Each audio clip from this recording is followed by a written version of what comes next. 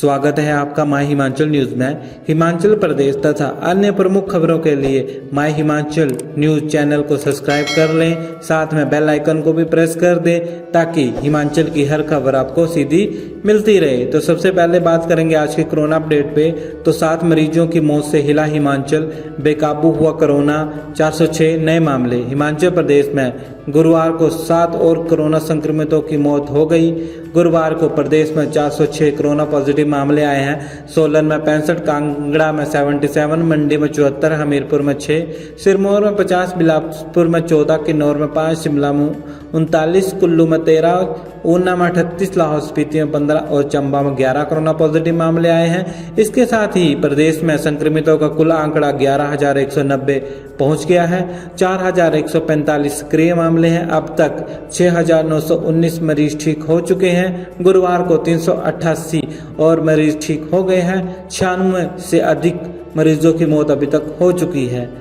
Himachal cabinet बैठक, school खोलने की एसओपी और रात्रि परिवहन सेवाओं पर हो सकता है फैसला।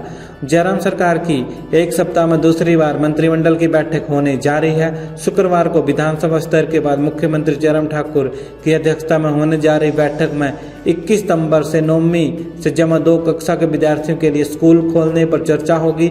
50-50% शिक्षकों को भी एक दिन छोड़कर स्कूल बुलाने पर बैठक में फैसला होगा। शिक्षा विभाग ने एसओपी तैयार कर ली है। संभावित है कि शुक्रवार की कैबिनेट बैठक में सरकार एसओपी को मंजूरी दे देगी। केंद्र से जारी अनलॉक 4 की गाइडलाइन में 9वीं से जमा 2 कक्षा के विद्यार्थियों को 21 सितंबर से स्कूलों में बुलाने को हरी झंडी मिल गई है। केंद्र ने अभिभावकों के सहमति पत्र पर बच्चों को शिक्षकों से पढ़ाई से संबंधित जानकारी लेने के लिए स्कूलों में भेजने को मंजूरी दी है। हिमाचल स्वास्थ्य विभाग की नई गाइडलाइंस, बिना लक्षण वाले को नहीं होंगे फॉलोअप सैंपल, भेजे जाएंगे घर।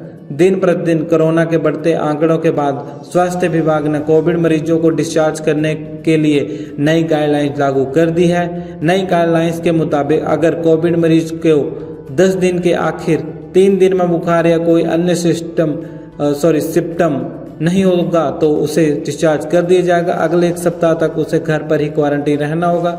सीएमओ ऊना डॉक्टर रमन शर्मा ने कहा कि स्वास्थ्य विभाग के नए दिशा निर्देशों को ऊना में लागू कर दिया गया है। हिमाचल के स्कूलों में खत्म होगी शिक्षकों की कमी।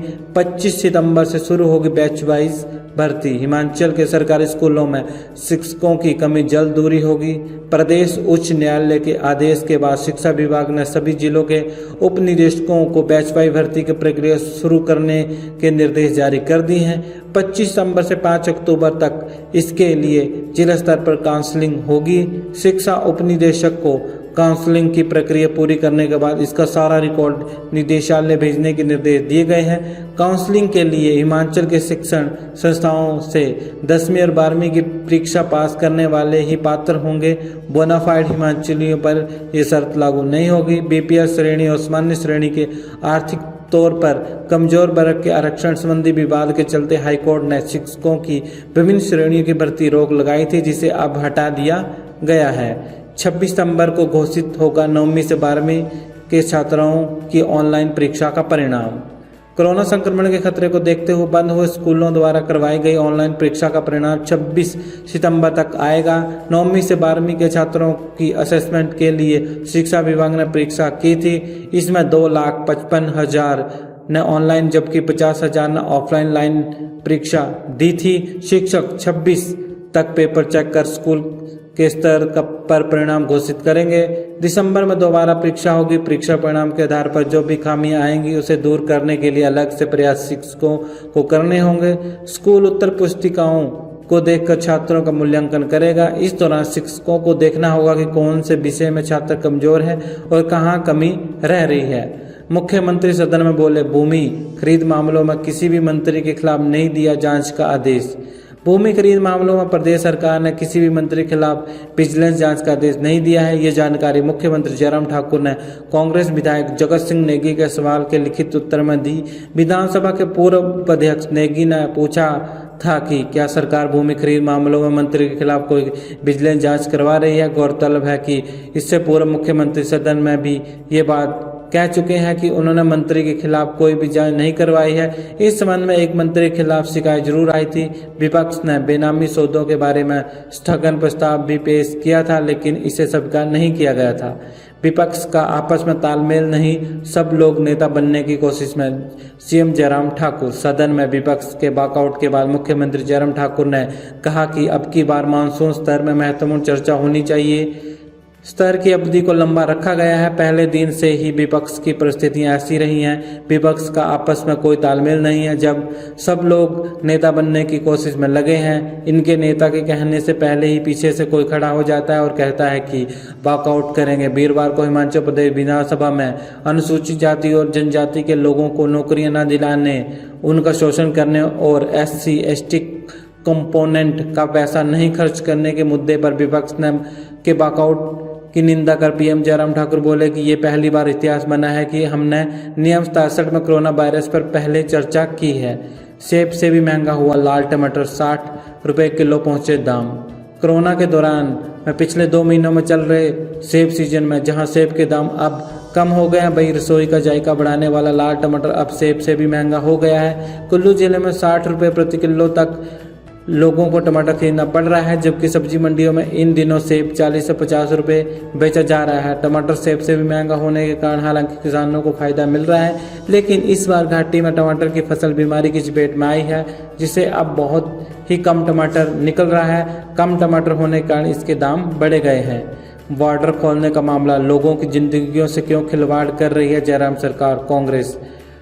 कोरोना महामारी के सबसे नाजुक दौर में से गुजर रहे देवभूमि हिमाचल के मुख्यमंत्री जयराम ठाकुर की कैबिनेट ने बड़ा फैसला लेते हुए राज्य की सीमाएं बाहरी राज्यों के लोगों के लिए खोल दी है। हालांकि कोरोना वायरस प्रदेश में तेजी से फैल रहा है, कम्युनिटी स्प्रेडिंग शुरू हो चुकी है। ऐसे में बॉर्डर खोलने के फैसले का विरोध हो रहा है। जयराम मंत्रिमंडल के फैसले का विपक्ष जोरदार विरोध कर रहा है। विपक्ष का कहना है कि सरकार का फैसला जल्दबाजी में लिया गया फैसला है।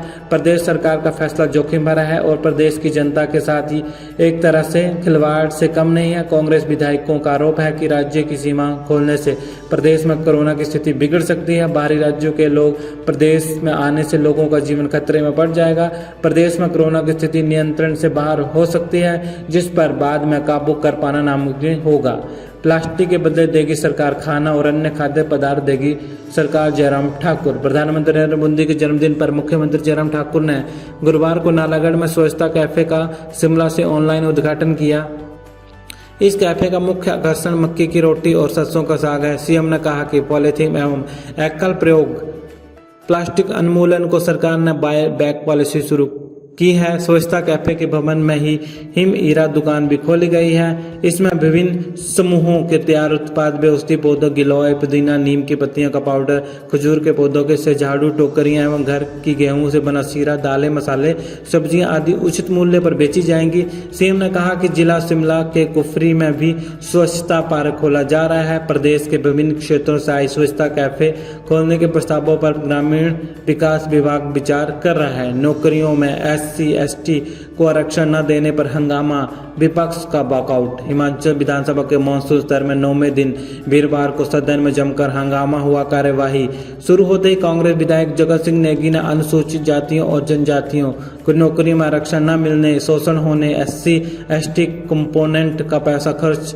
न होने पर सदन में चर्चा मांगी। स्पीकर ने इससे इनकार किया तो सत्ता पक्ष और विपक्ष में नोकझोंक शुरू हो गई। हंगामा बढ़ता गया तो विपक्षी सदस्य से नारेबाजी करते सदन से बाहर चले गए। हालांकि वॉकआउट के बाद अंदर आ गए। मुख्यमंत्री जयराम ठाकुर और संसदीय कार्य मंत्री ने इसे निंदनीय बताया। विधायक नेगी ने कहा कि सदन में 1/3 विधायक SC और ST वर्ग से है। हमारे साथ नियम 67 में चर्चा की जाए। 32% प्रदेश में इस वर्ग से हैं। दलितों और आदिवासियों के बारे में सरकार चर्चा नहीं करना चाहती। सभी दलित और जनजातीय लोगों का शोषण हो रहा है। बच्चों के साथ बैठने नहीं दिया जाता है। छात्रवृत्ति में घोटाला हुआ है। SC/ST कंपोनेंट में वाजिब आर्थिक मदद नहीं दी जा रही है। तो वीडियो को लाइक कर दीजिएगा, चैनल को सब्सक्राइब कर दीजिएगा। जय हिंद, जय भारत।